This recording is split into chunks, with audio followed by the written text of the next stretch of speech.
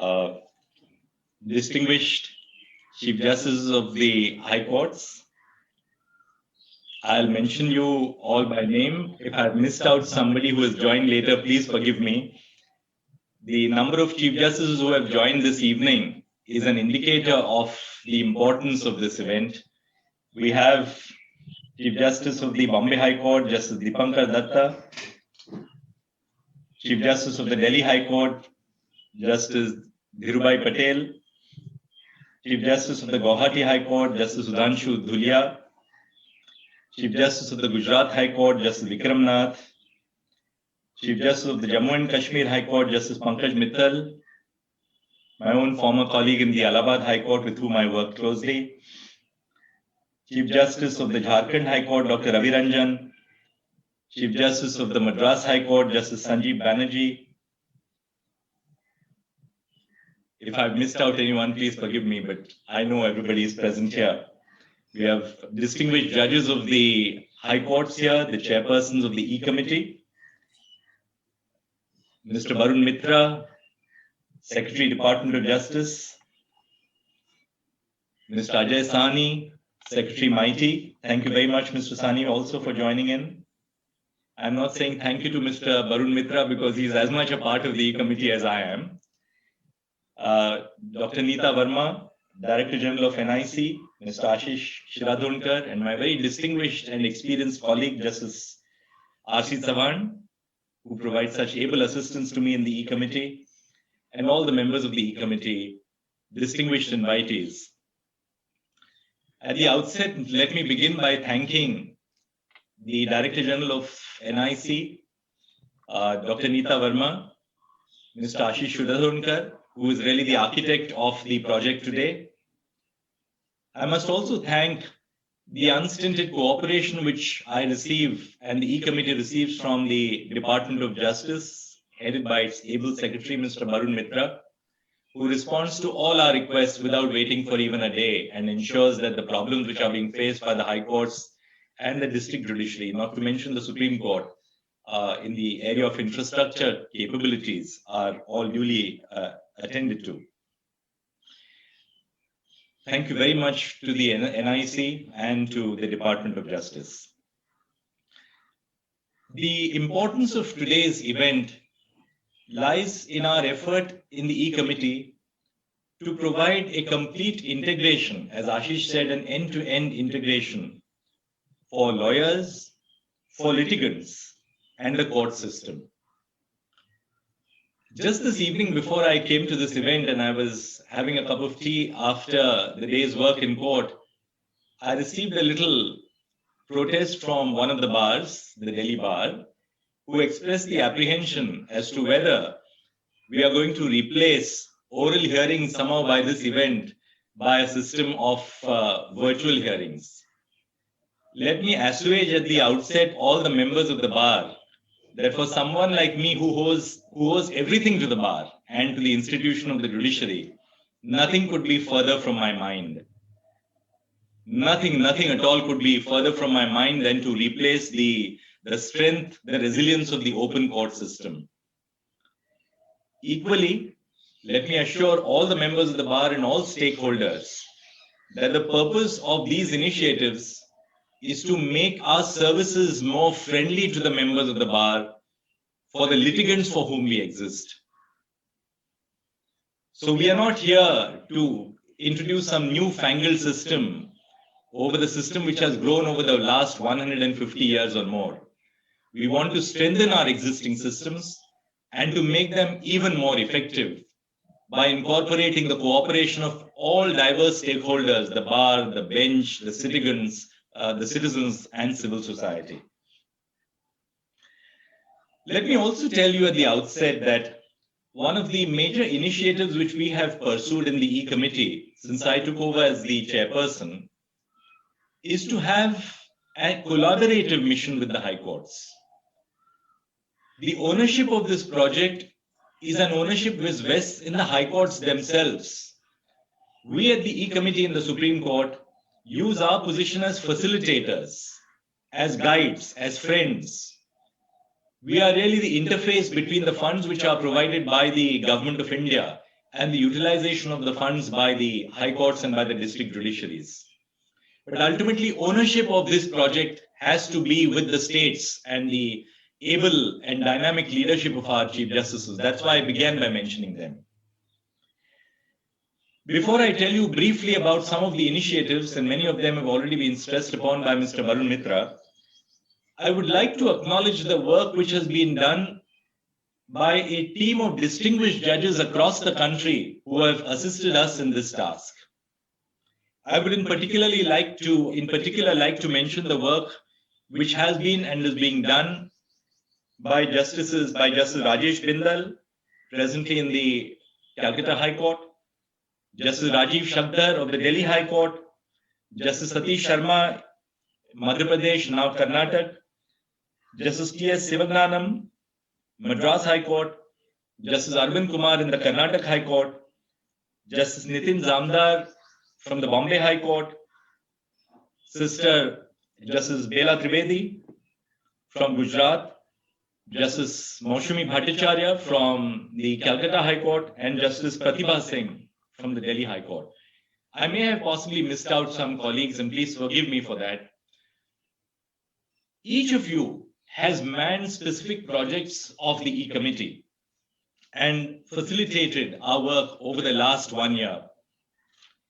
Let me give you just one example, a few examples.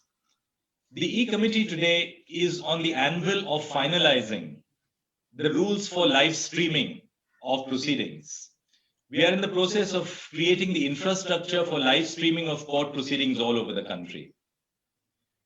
Chief Justice Vikram Nath has already initiated a pilot project, and those of us who are interested can go to YouTube and see the camaraderie, yet the seriousness with which the Gujarat High Court conducts its proceedings on the YouTube platform. But we believe that it was necessary for us to create a framework for live streaming. Justice Tavan and I have held very detailed meetings.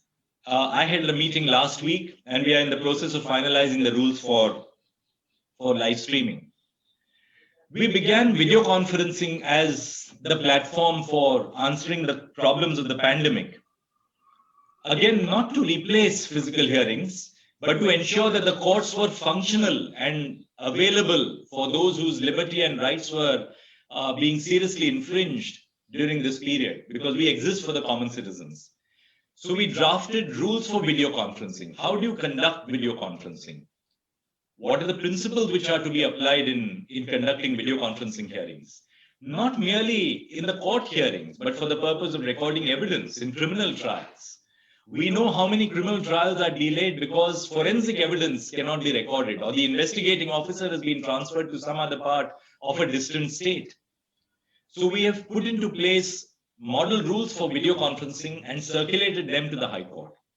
Before we drafted these rules and finalized them, we have made these rules available across the board to all Chief Justices and computer committees of the High Courts. We got their feedback, and that's what we utilized in finalizing these rules for video conferencing.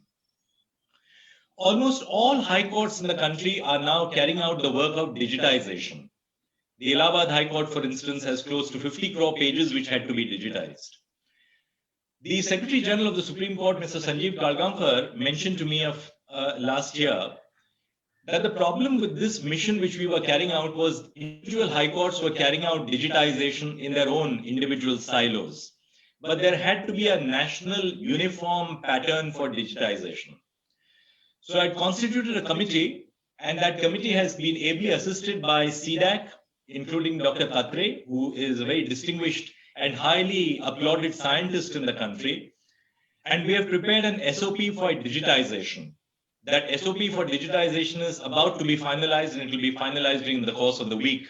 Here again, we have solicited for objections, suggestions on the procedure which we have already adopted. One of our important missions is to convert manual registers to electronic registers. Across India, our district judiciary is burdened by the paper registers which are prepared for the high courts as a part of submission of data to the high courts and for inspection of records by the high courts of the district judiciary. All of us have been administrative judges in the high courts, and we know what an enormous amount of time and resources are spent by the staff of the district judiciary, as well as by the judges of the High Court in getting and collating these manual registers. Now, we have constituted a committee for ensuring that we have a national model national registers for converting the manual registers into an electronic form.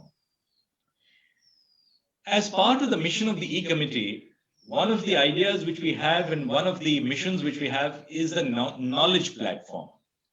As part of the knowledge platform, I had requested a committee chaired now by Justice Moushami Bhattacharya, also consisting of Justice Pratibha Singh and Professor Juma Sen of the Jindal National Global Law University, to create a module of how the judicial system should be dealing with marginalized women litigants, victims of gender justice or victims of gender violence, and what should the courts do to make them more friendly and open to all these diverse stakeholders in the system. A preliminary report has already been submitted to me by Justice Moushami Bhattacharya, and we will in the process of opening it out for suggestions and implementation. We have been deeply conscious of the fact over the pandemic that there is a digital divide in the country. Access to information technology is not available on an even platform to all citizens, nor for that matter to all lawyers. During the course of the E-Committee meeting in July last year, Mr. K.K. Venugopal, the learned Attorney General for India, mentioned that it is important for us to train lawyers across the country. Taking upon the suggestion which was moved by the learned Attorney General for India and the Solicitor General, our member Human Resources, Ms. Arunodri, who is a very senior judicial officer from the Tamil Nadu judicial cadre, has devised a training module, as a result of which we have trained master trainers across the country. These master trainers are carrying on the mission of training lawyers down to the taluka level across the country, not merely at the seats of the high courts. The purpose of launching e-Seva Kendras, for which the Department of Justice has provided us funds now in a very adequate measure, is that the facilities which are available under the e-courts project, these facilities must be made available to litigants and lawyers who do not have access to information technology, so that we do not place the burden of obtaining access to justice on the citizens and the lawyers. We take that burden on ourselves, we take the responsibility on ourselves. And our idea is that every court complex in the country must have duly and adequately manned and infrastructurally provided e-Seva Kendras through which all our services can be rolled out. We have today in place the special website of the E-Committee on the SUVAS platform of the Government of India. It is litigant friendly, it is accessible to the visually challenged.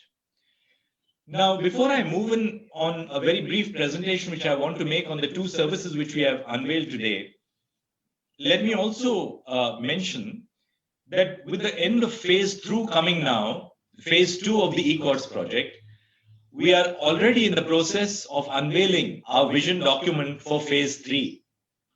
I had set up an expert committee consisting of both private sector experts and experts within the judiciary, because I do believe that the ownership of this project is not something which is confined within the judiciary. We need to open out this project to civil society. And therefore, experts from civil society had drafted the vision document after consultation extensively with all the judges of the computer committees and the high courts. As part of the process of now finalizing this project, I have circulated the vision document to all the chief justices of the high courts and requested them to come back with their feedback so that we can improve upon the vision document. I have also circulated the vision document to the National Law Universities, NLSIU Bangalore, Nalsar Hyderabad, National Law School University Delhi, NUJS Kolkata, Symbiosis in Pune, ILS Law College, and the Jindal Global Law University. We are also circulating the vision document to NITI Aayog, It has also been uploaded on the suggestion of the Department of Justice on the My Government platform of the Government of India to invite suggestions of civil society. We have also circulated to the Ministry of Information and Technology. And when I wrote to the Law Minister, the Union Law Minister, I wrote to him that, well, we are expecting his cooperation, both in his capacity as the minister representing the Department of Justice and the Ministry of Law, as well as information technology. We are also circulating the vision document to the IITs at Madras, Bombay, and Mumbai and Delhi, so that they can come out with their suggestions to the vision document. So all in all, our effort is really not to confine all these projects to our chest and close to us, but to open up our projects to greater participation by the academia, by public policy think tanks of the government, as well as in the private sector, as well as by professional bodies, including the Bar Council of India. And Mr. Manan Kumar Mishra, the chairperson of the Bar Council, has been rendering us tremendous assistance whenever we request him to do so. Now, let me just tell you, Ashish has provided for you a complete presentation on the e-filing 3.0 initiative. What does this really entail in practice? We have a dashboard. So for every lawyer, he or she knows at a glance which are the cases which are being handled by that lawyer. 1,000, 5,000, 10,000 cases, as many cases that the lawyer has to handle. The dashboard also enables the lawyer to work with their own juniors in the office. Every lawyer has juniors working on a particular case file or numerous case files. That lawyer can utilize the facilities of their own juniors so that simultaneously they can work on the same case files. Take the case, for instance, where a bank manager is located at Agra. The advocate is based in Lucknow, but the case is to be filed in the district court in Gorakhpur. All three of them can collaborate on the e-filing 3.0 module, which has been created by NIC, so as to ensure that though they are in three different locations, they can collaborate together and present their cases. Take the case of an advocate in the Tisari in Delhi. An advocate from Delhi may have 40 cases listed on a given day. These cases may be listed in different court complexes in Delhi, such as Tisari, Dwarka, or Patiala House. In almost 35 out of those 40 cases, the advocate may have to file applications like reissuance of process, adjournment, admission of documents, so on and so forth, payment of court fee.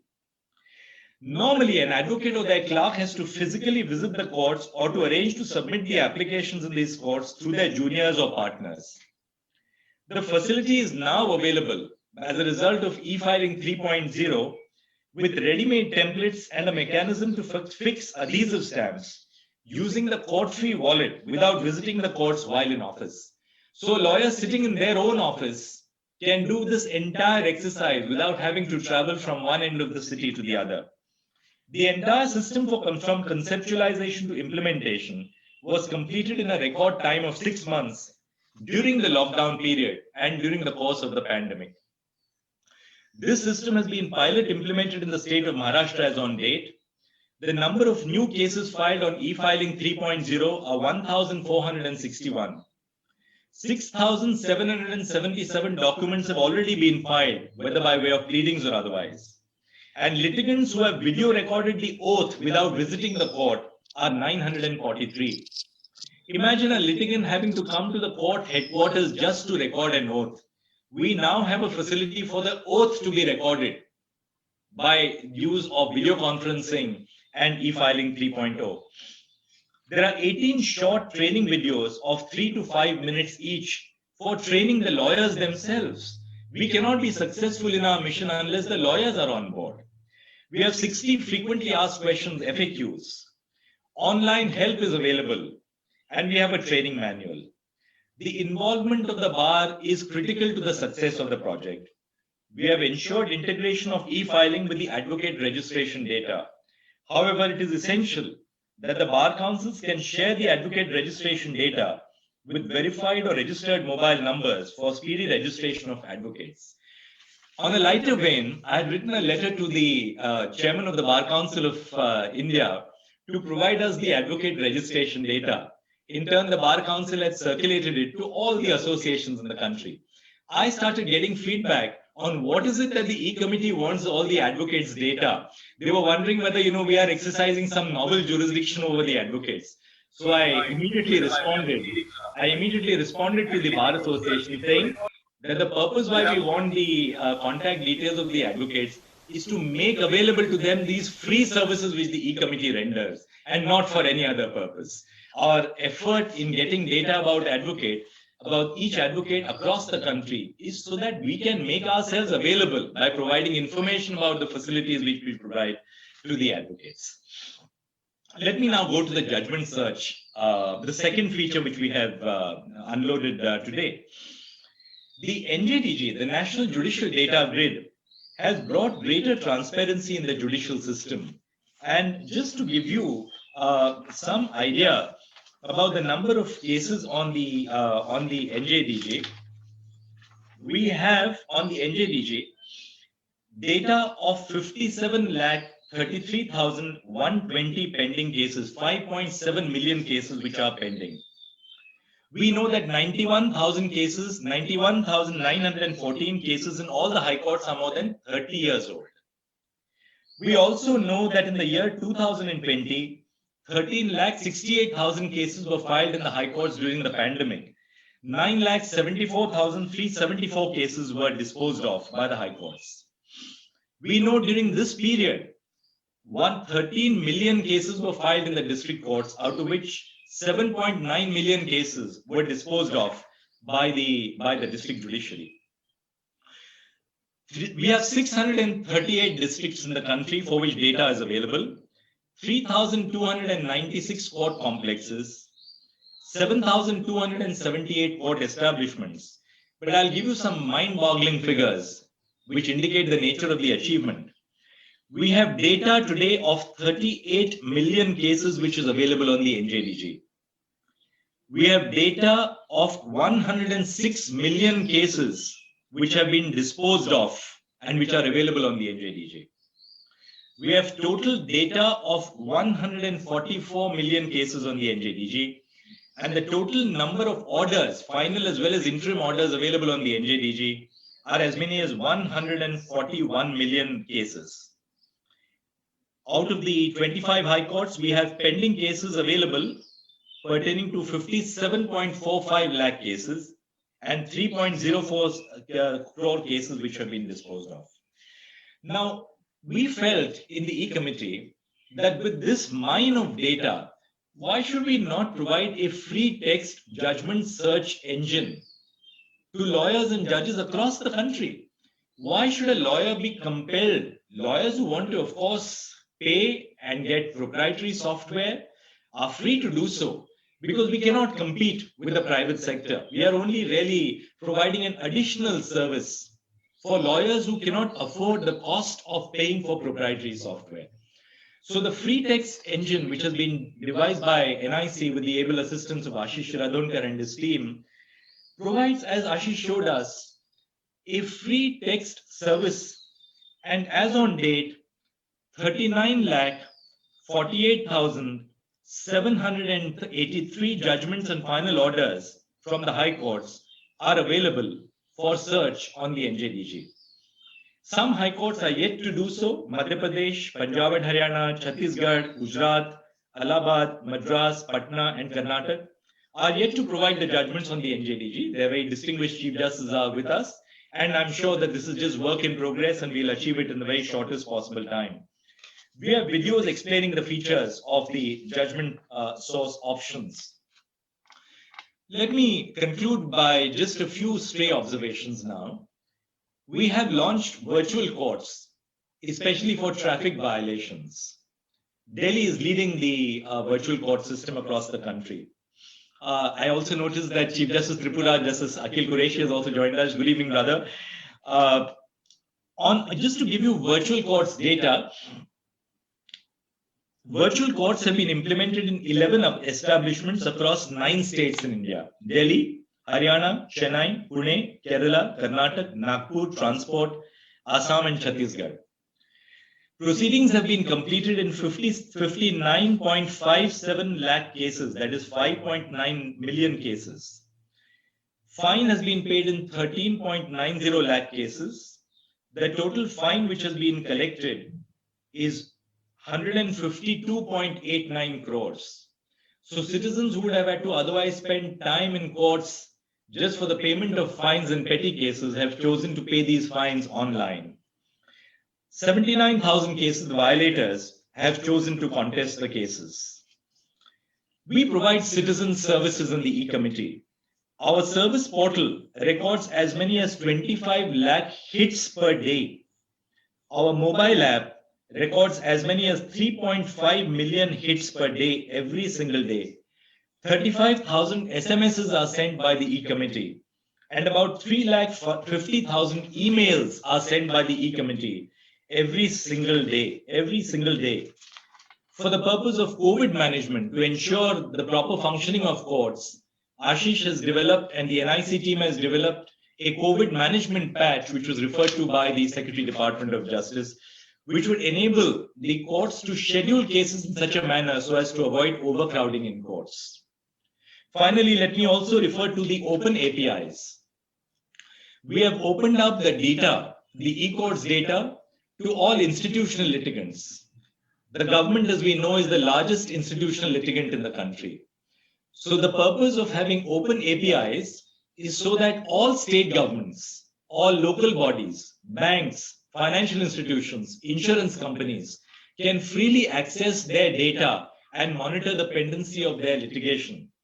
As of date, 19 central government department users are using our open APIs, and 24 state government departments are using the open APIs. This is really a beginning, and we would encourage more and more of the state governments, their departments, as well as the central government and their departments to access open APIs. We have already begun the process of integrating land records with the case information software. CIS has been integrated with the land records data in Maharashtra and Uttar Pradesh.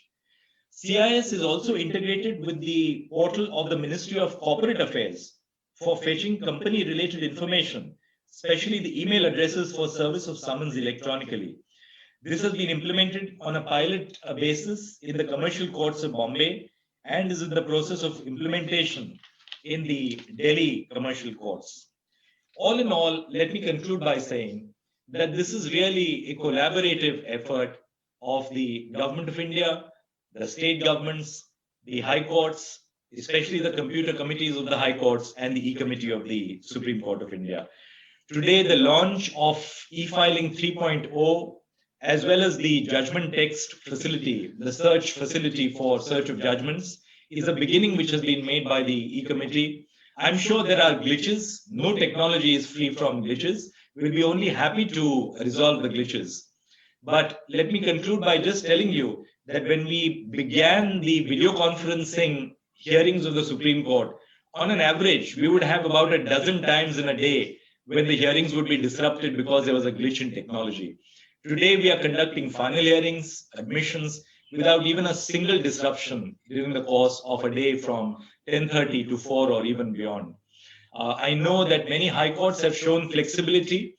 For instance, recently, because of the onset of the second COVID wave in Maharashtra, Chief Justice Dipankar Datta has again adopted a virtual platform for conducting the hearings in the Bombay High Court on a virtual platform basis.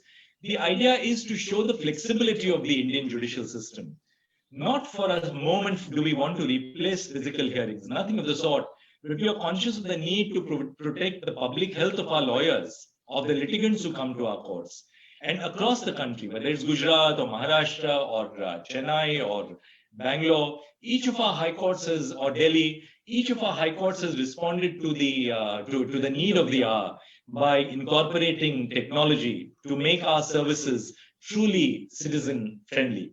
I was given just 10 minutes. I'm really sorry. Maybe I spoke a little too less in the court, and therefore I had this unexhausted energy left at the end of the day. I thank you all very much for joining in and for making this program such a success. In particular, I would look forward to the continued cooperation of the Department of Justice, NIC, and all the Chief Justices who have been so gracious to come and join us at the end of their week on a Friday evening. Which just shows that we are all involved in this mission of succeeding in providing citizen-centric technology services across the country without exception, whether it be in the heart of the country like Uttar Pradesh or Bihar, or it could be in the northeast, or it could be in the remote areas of Ladakh or Jammu and Kashmir, or the southernmost tips in Kerala or in Tamil Nadu. The entire country has to be with us, and we hope to do so in the future. Thank you very much. Thank you, Lordship. And now it's time